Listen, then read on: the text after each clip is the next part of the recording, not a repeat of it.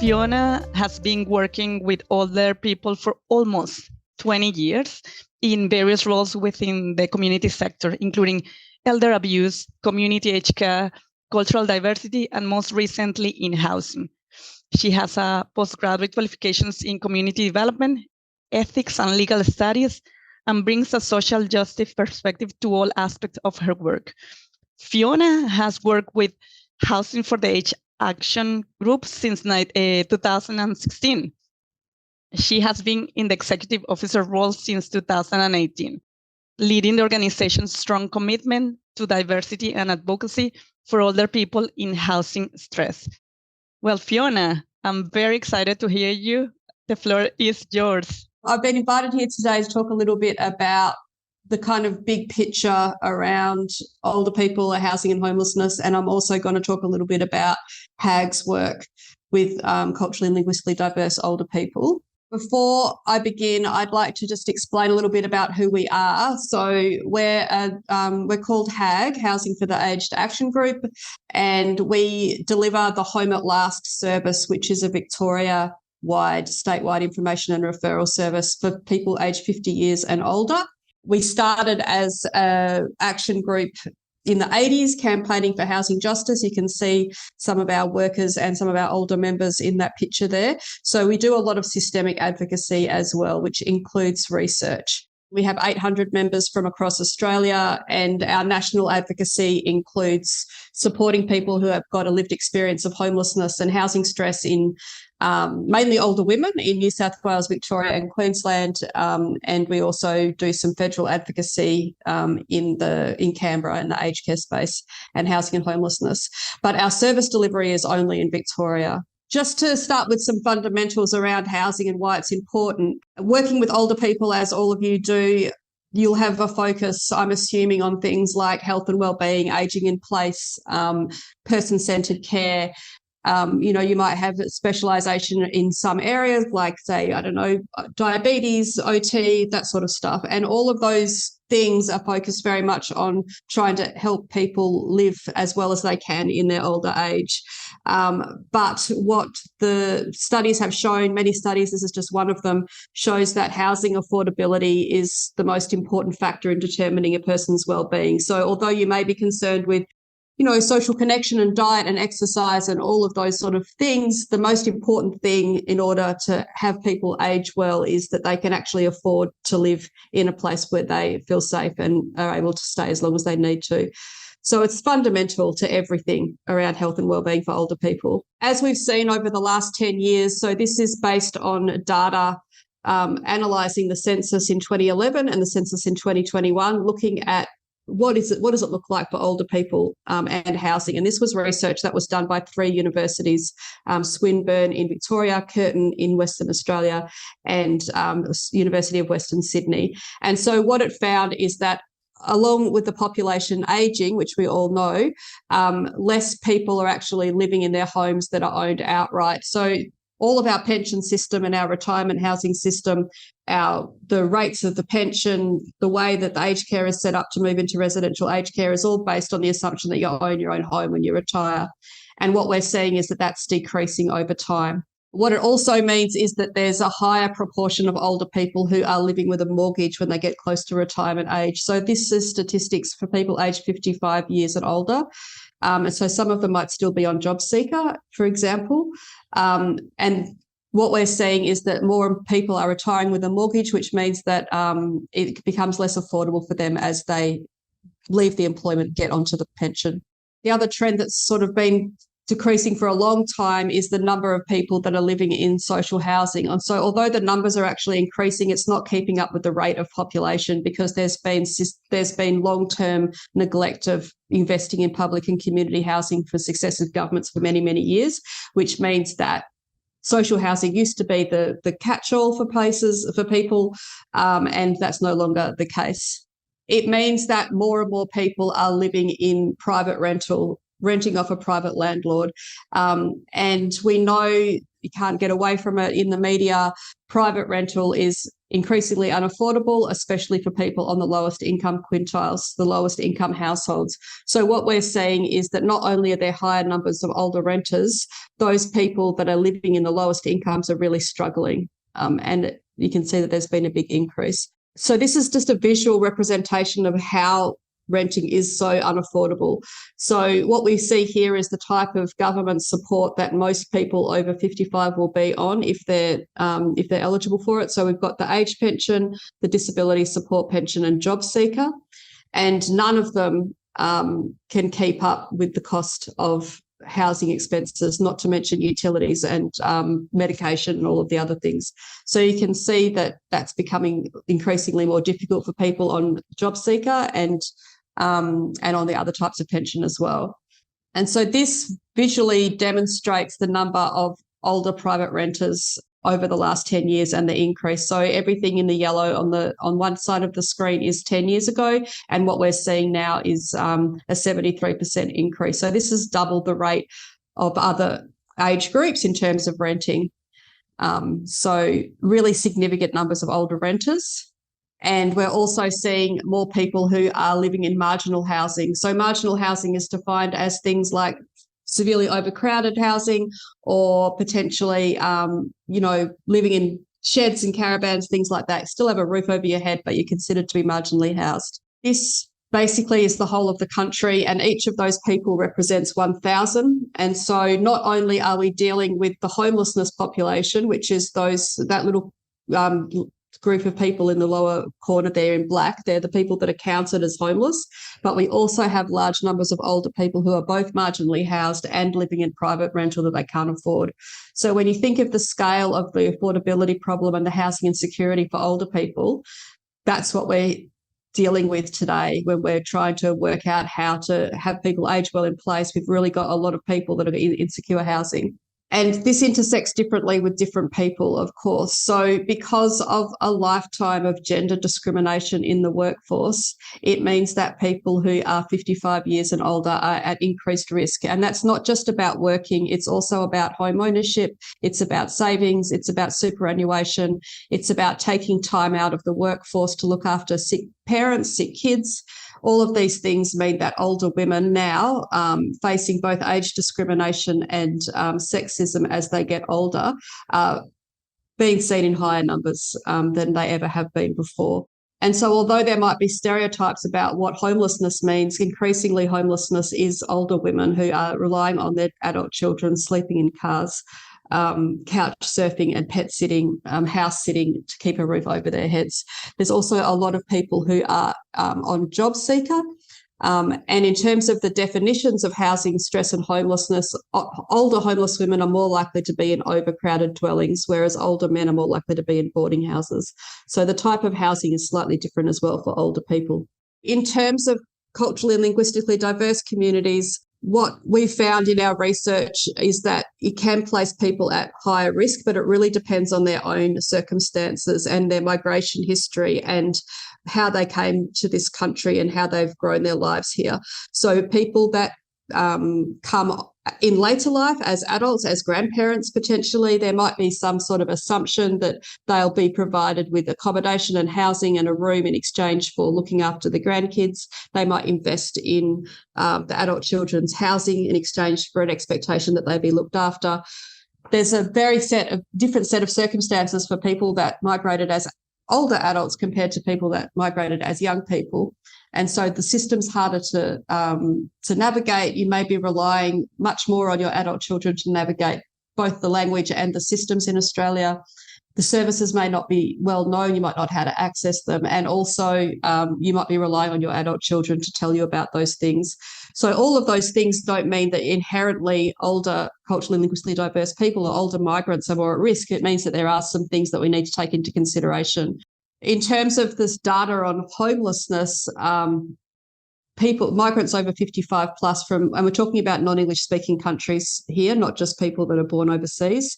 So they account for 15% of the overall homelessness population in Australia, and 30% of those are from the Southeast Asian region.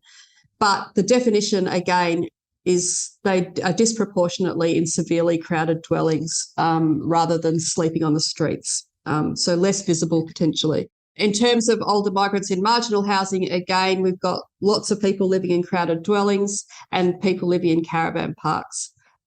So a slight difference there between marginal housing and homelessness for older migrants. And just going back to the service data that we have coming through our service at the Home at Last, 80% of our clients are living in the private rental market. So we don't have a huge number of people coming to us for reasons of family violence, alcohol and drug, all of those sorts of issues that might spring to mind when you think about housing and homelessness. The main reasons that people seek support is because of the affordability of the house that they're in. They may have also received an eviction notice, like a notice to vacate, or they might be living in a dwelling like a house that's not appropriate for them. So, for example, around half of our clients have got mobility issues that impacts on their housing. So whereas before they could manage a step over the bath or a narrow corridor, as they've gotten older or had an accident, it means that they're not able to cope in the house. And that's a housing design issue. We also have a really high number of called clients, and the top languages of people that come to us spoken at home are Arabic, Mandarin, Spanish, Greek and Turkish. We don't think that's because there's a higher need in that community. We think it's because we've done specific community education and outreach to those communities. That's some of our data of the last quarter, I believe. I think one of them's the last year and the other two the last quarter. So that's the top 10 countries of birth and the languages other than English at home, and you can see that they're quite diverse. You'll see that there are people there with different migration histories potentially. So some will have arrived post-war and maybe in home ownership, but a lot of the people, particularly from countries like Vietnam, places where they've migrated China, migrated as an adult in later life, there's much more of the issues of grandparenting visas. In terms of accessing housing, I should make it clear that each state has a different way to access social housing and different eligibility criteria. So you need to find out what is going on in your own state. And each of those things are different in terms of age eligibility and asset and income eligibility. But unfortunately, because the housing and homelessness system is so under the pump and such in crisis, most of the state-based services that are dealing with homelessness are dealing with the pointy end. They're dealing with the crisis. So they're dealing with families fleeing family violence, a whole bunch of urgent people need to house a roof over their head immediately. And so what that means is that older people may not be getting the service that they require. People might not have the time to spend with older people. They may not be eligible because they don't have another thing going on, like young kids or drug and alcohol. They might just need affordable housing. And in that case, they may not be prioritised. Also, in our experience, a lot of older women will want to put someone else forward. They'll say, someone else needs it more than me. And so they decline the service as well. I also wanted to point out that the aged care eligibility for people that are prematurely aged due to being homeless or at risk of homelessness is 50 years, not 65. So it's good to remember that in terms of how to access. It doesn't mean that everybody that's homeless will necessarily be accessing aged care services, but if you're prematurely aged, you are eligible for an assessment. And also that some residential aged care providers have the homelessness supplement to be able to assist people with residential aged care that have experienced homelessness. And of course, there's many care finders in the room, so you would all be aware of the care finder service. Very quickly, just in terms of the work that we've done at HAAG with called communities, although it's quite old, I think it's still really relevant, and I wanted to flag this with you. So this was a partnership that we did with ECCV in 2015, with Ethnic Communities Council of Victoria, where we collaborated with a whole lot of ethno-specific services and bilingual community leaders to talk to them about what places people at risk of homelessness and what housing stress might look like for older people in their community. And we developed some case studies and some stories that helped us to reach the community using bilingual workers and using those tools. And as a result of that, we've had, in the first 6 months of the project, we had a 300% increase in the number of referrals from the target communities, which is incredible. But we still have embedded that today. So that's why we still have over 60% of our clients from a culturally and linguistically diverse background. It's because we've got those relationships. Now, when we did the research, we found some really important things about the way that we deliver the service that I think is important to share, because I think these learnings can be adapted to other circumstances. So in terms of the contributing factors to homelessness, these were the key things. So we had focus groups with lots of older people from different communities, and we had focus groups about what people were seeing. And so obviously family conflict and family breakdown was a big one. With that is the stigma involved in having to admit that your family relationships are broken down, which means that that's a barrier for people accessing support. And then that just reliance on adult children. It may not be as far as abuse, but when things get tense, it can be really difficult for older people to live in that house, but they don't know where to go for help. Obviously, lack of affordable housing affects everybody, and inappropriate housing is the other one. So when people are making reasonable requests for modifications like handrails and the landlord's refusing them, then that's a problem if you need the handrail to get into the bath. Also, different expectations compared to what was happening in the country of origin. So that can cause, those differences in expectations can cause tension as well. Now, these are all of the things that our elders in the community, our ethno-specific organisations who linked us with elders and seniors in the community who told us all of these things. So I think it's really important to hear that. In terms of what they wanted us to do was to be much more simple in the way we give the information, that it can be really confusing. And we find this particularly when people are in crisis, really need to keep things simple and to use case studies. Of course, the stigma I've mentioned and the social isolation, and the lack of confidence in using services, which again is relying on the adult children. So these were the barriers that that told us existed for them in accessing services. And so then we decided to develop some training to improve the cultural competency of homelessness services. And what we found, what we were telling them is that they needed to be actively promoting the service in the communities and just be really aware of the powerful stigma and community perceptions, but also the power of word of mouth. So word of mouth could go positively and negatively depending on how you go in the community.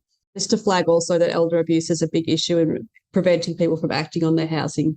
Also, I just wanted to quickly mention that we have a cultural diversity reference group, which is made up of service providers and community members, and we'd really like to have some more people join that group.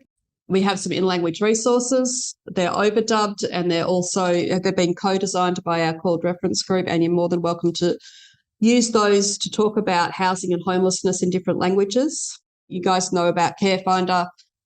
So it's to assist people to access aged care and other supports in the community, and that can include housing as well. And you need to be eligible. You need to be really, really needing assistance. Like people that have got supports around them aren't eligible for this program. It's really for the ones that are falling through the gaps, which of course a lot of socially isolated, culturally and linguistically diverse people are, particularly if they're in housing stress. If you'd like to get in contact with us, our service is called Home at Last. That's the 1300 number. We also do secondary consults around retirement housing and other matters as well. So if you're a worker that has a client you want to discuss about their housing, give us a call. You can become a member of HAAG as well, and that means that you can become involved in our campaign work. So you're more than welcome to do any of those things. So yeah, that's it from me. I hope that was useful.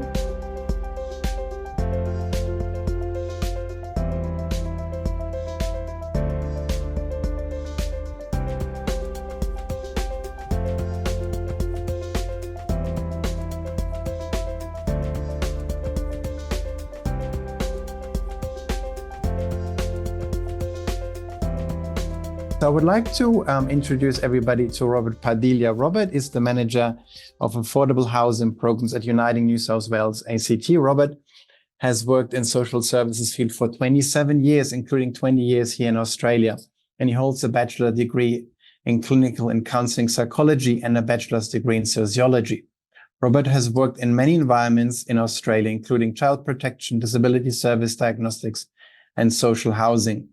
And Robert specialized in social inclusion project and is currently working in Uniting Social and Affordable Housing Fund, focusing on advocacy, data reporting, client outcomes.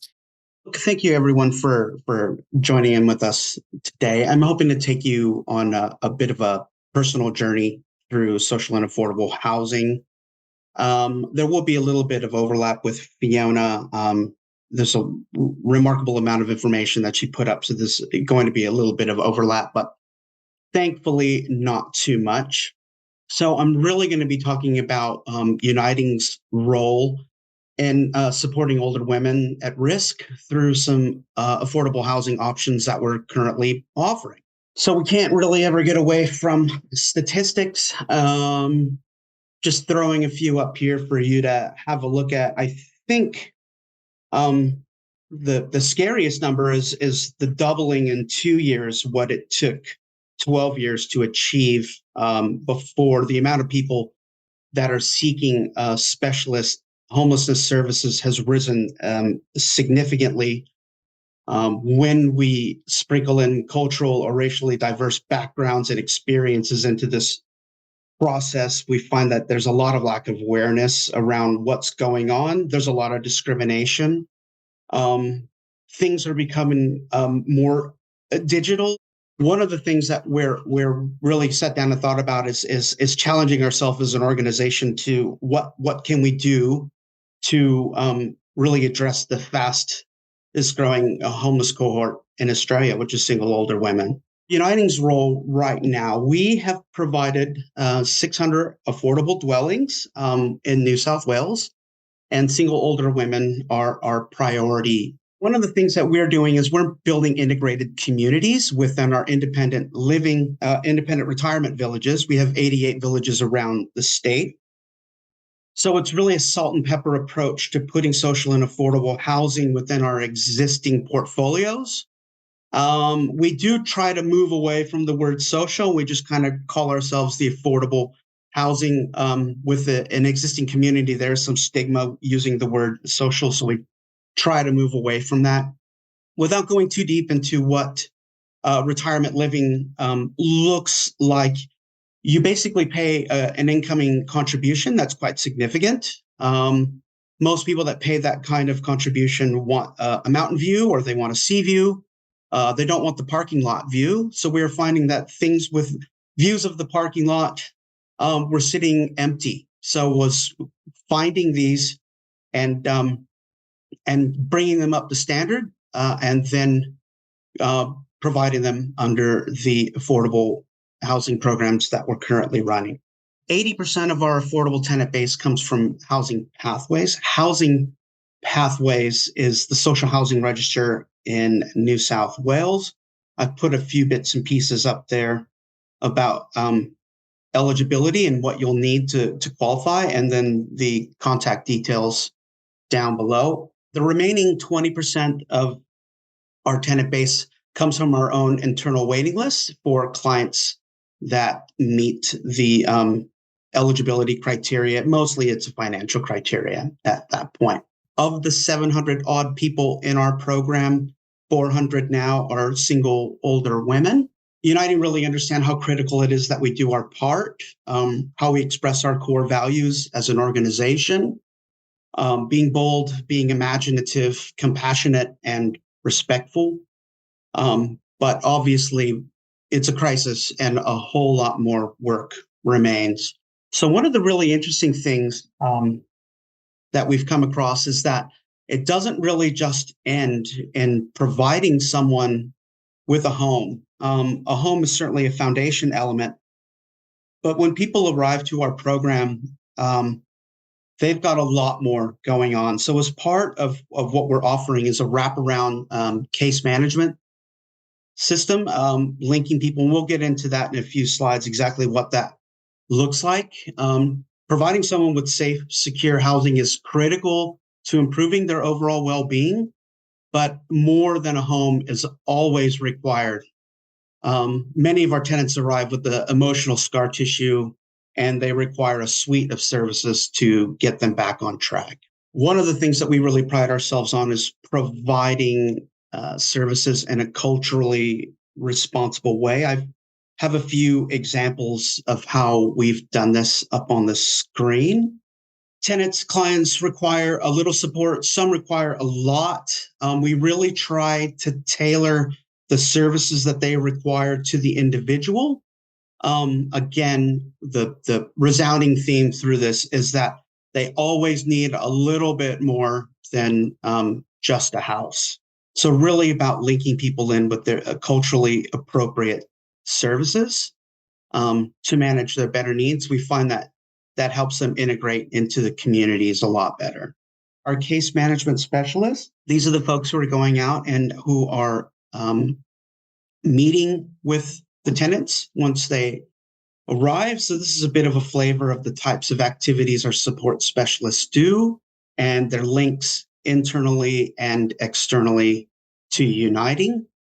One of the enormous benefits of an organization the size of Uniting, we have 11,000 employees at our organization, gives us access to really knowledgeable people, many with years of experience in supporting our older communities.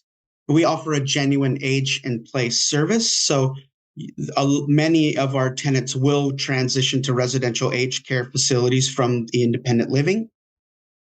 And many of those are co-located on site. So in many instances, they just simply don't have to leave the community that they've been living in for some time, which is a huge advantage. Understand that not everyone can offer this, but some of the things that we can do around Uniting.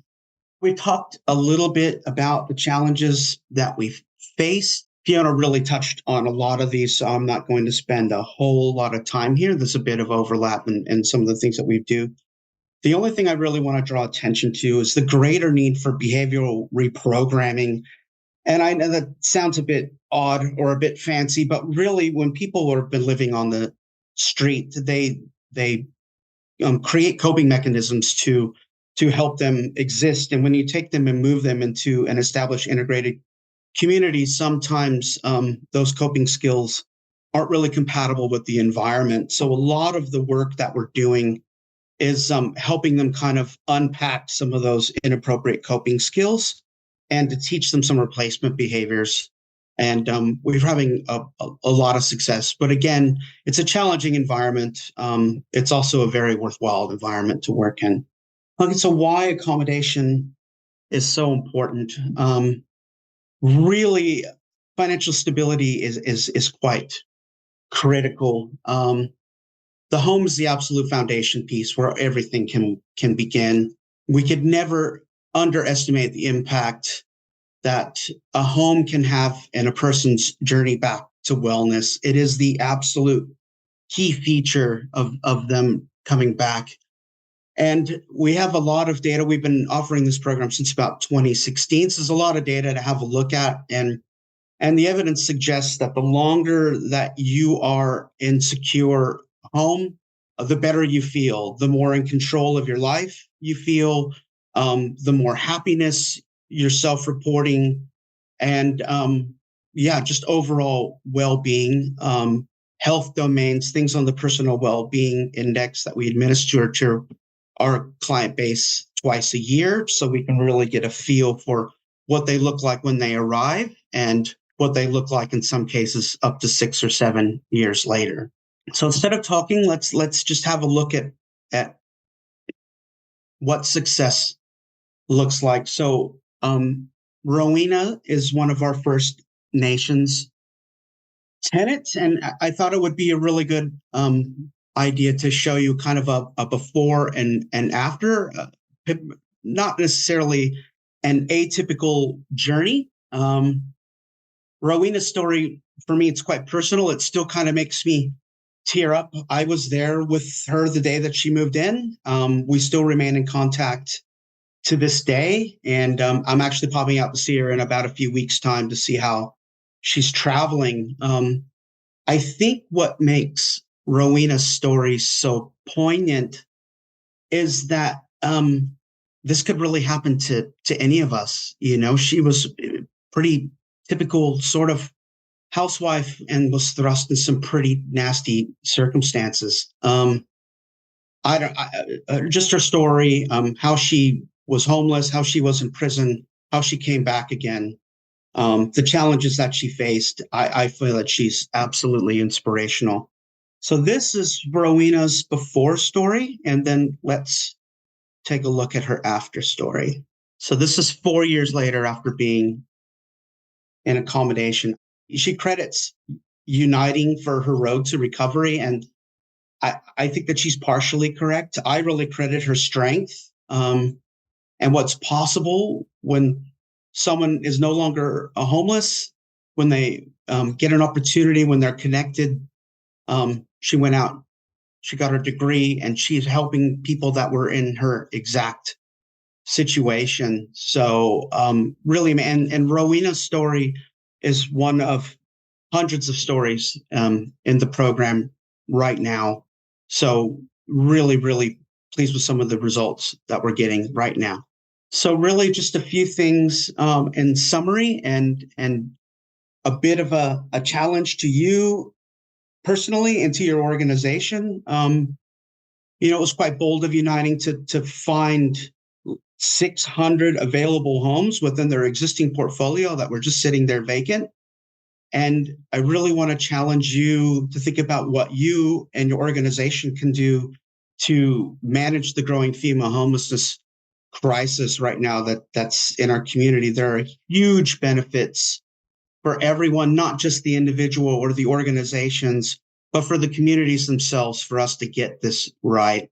Thank you, everyone, for listening in. I hope that you found this educational and potentially a little inspirational as well. And if you want to find out more information on Uniting, the information's there.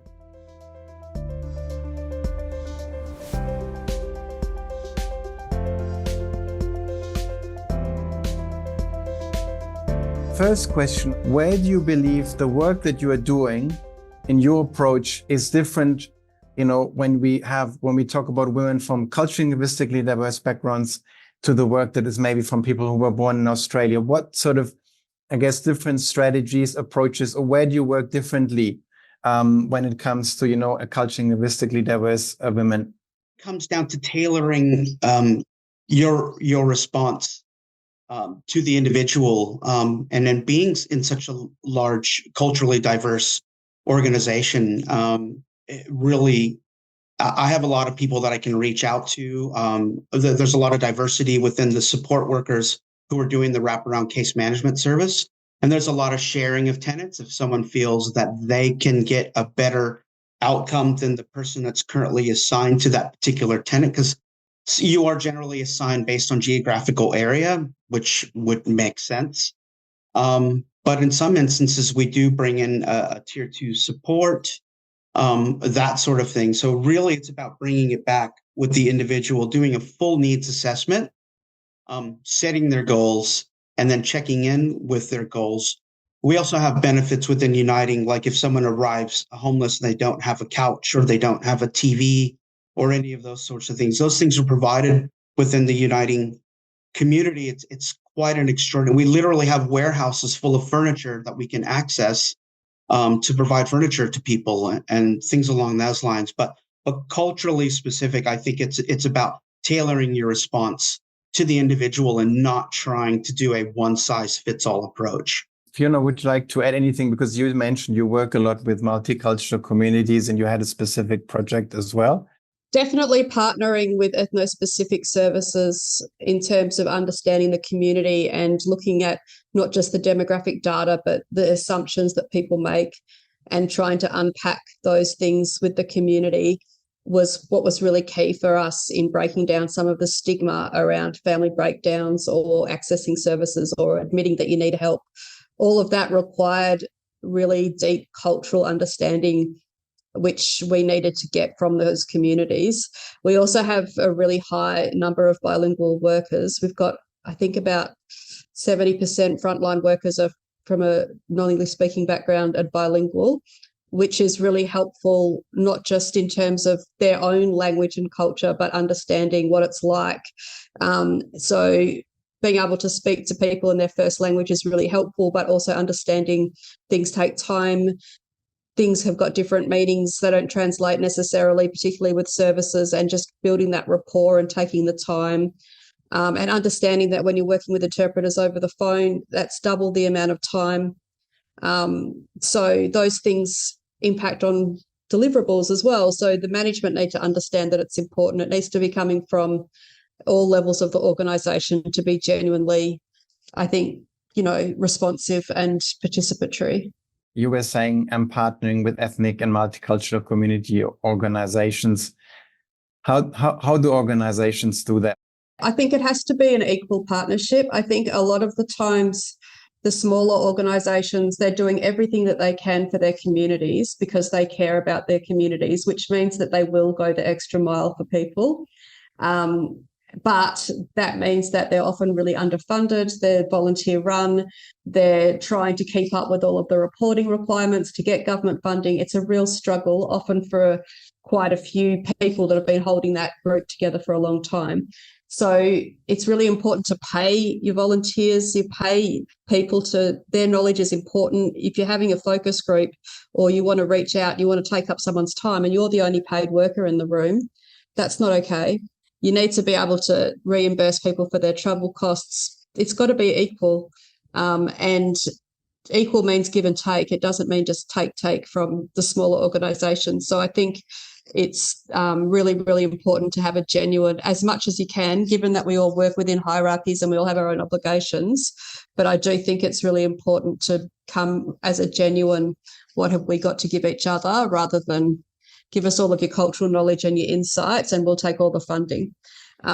Because I think that's a dynamic that can happen sometimes with big organisations and small ones. But yeah, I think being really respectful and listening and taking the time and allowing the time is really important. I like what you said at the end about listening as well, which is important. We sometimes forget in our busy days.